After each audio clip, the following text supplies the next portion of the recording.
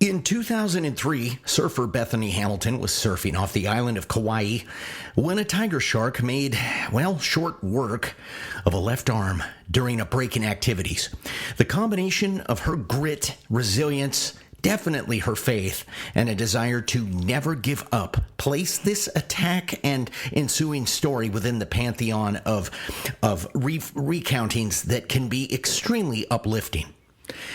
Peter Benchley's Jaws, however, which was made into a movie in 1975, conversely created a near satanic panic over the subject of sharks, to the point that it affected water tourism immensely all over the world. It also had a profound psychological impact on viewing audiences that would rival those of the still to this day unmatched horror film, The Exorcist. Hamilton's story is real, and Jaws is an artistic projection of what a rogue great white shark might inflict on a seafaring community. But another episode in history, if it was ever made into a film, would send another line of would-be consumers off the Xanax Turnpike, a maritime military strike that would send 1,100 men into the ocean, with only 316 ever seeing the light of day again, courtesy of dehydration, drowning, and, of course, violent attacks at the mercy of a frenzied pack of tiger sharks. And, to top it off, an even sadder footnote to an already harrowing story is about to follow. Today, we will talk about the USS Indianapolis on box number 7.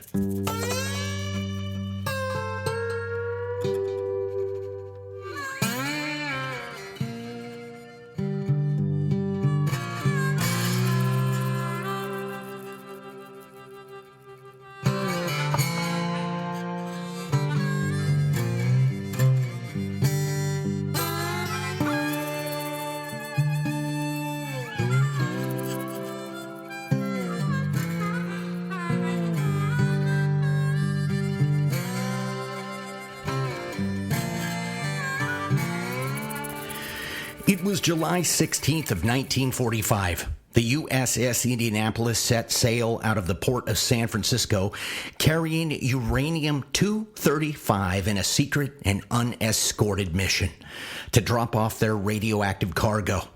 Arriving in Tinian on July 26th, the uranium was transferred into a set of hands that would ultimately be dropped on Hiroshima to end World War II. Whether or not the crew understood they were carrying the innermost element to the little boy atomic bomb is debatable. What they didn't count on, however, is that most of them would never live to see the fruition of that fateful and terrifying day. The Indianapolis found a brief holdover in Guam and then set out for the Philippines. Naval intelligence had deemed the route to be safe from the need to engage in the measures necessary to protect them from enemy submarine fire.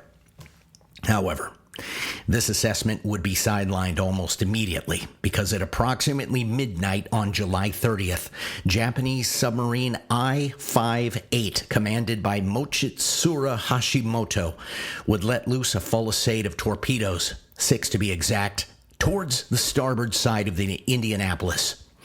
And unfortunately, 2 of them made direct contact. Communications were immediately severed, and within 12 minutes, the Indianapolis was gone beneath the waves of the Philippine seawater. General assessments indicate that 300 men were lost almost instantly, a combination of being trapped below decks as well as being pulled under in a vortex created by a maritime giant cascading downward into Davy Jones's locker. Survivors would suffer at the hands of the mission's top secret status because no one knew they were out there, and therefore help was not a presumptive thing to look forward to. Various accounts speak of the dehydration, sun exposure, saltwater poisoning from those attempting to drink the briny ocean water, and others giving way to hallucinations.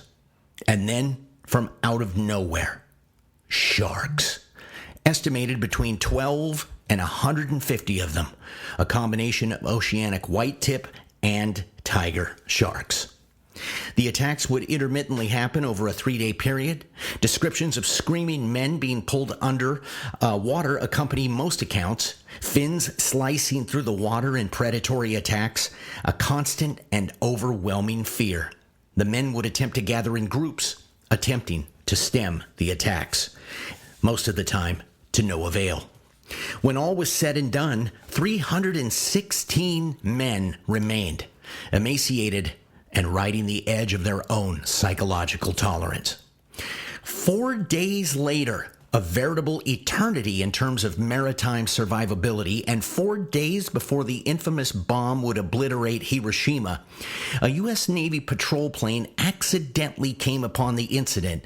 The oil slick created by the damage had alerted the pilots to something being amiss down below. So, without glossing over this, let's stop and think for a minute about something.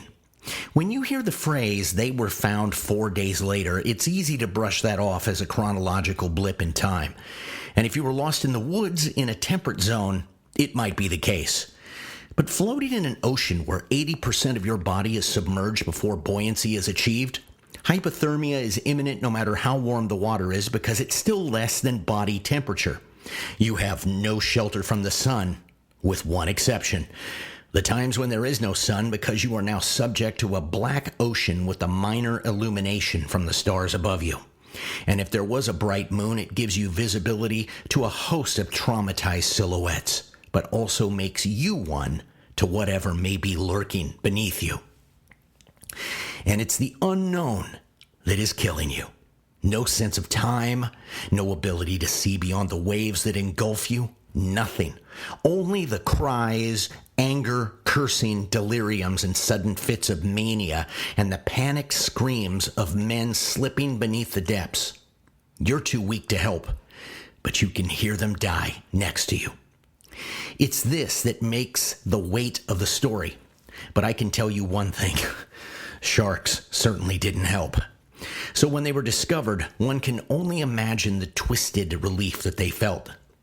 But this isn't even the saddest part of the story. Captain Charles B. McVeigh III was later court-martialed for not attempting to zigzag his vessel in an avoidance maneuver when attacked by the Japanese submarine. He would live for years under the stigma of having been responsible for the deaths of so many men, right or wrongly accused. And he would succumb to the pressure in 1968, where Captain McVeigh would take a loaded weapon and remove himself from the traumatic equation. He would take his life 30 years before an 11-year-old boy would inadvertently exonerate him.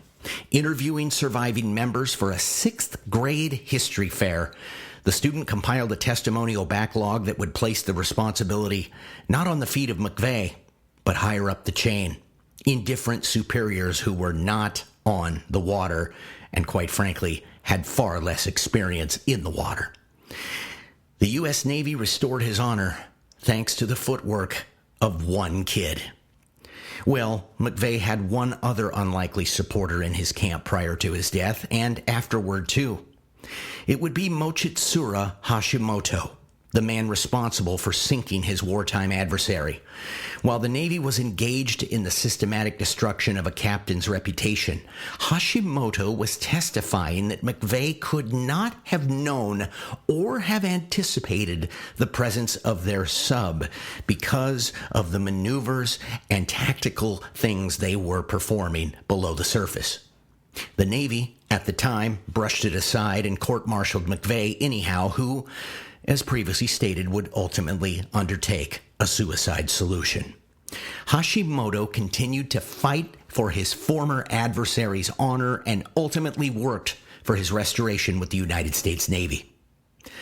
McVeigh's honor was restored in the year 2000, ironically after he had successfully survived the first shark attack back in 1945, but succumbing to one far worse at the administrative level and military compliments. Hashimoto died of old age the same year. Amazing and sad. And this is box number 7.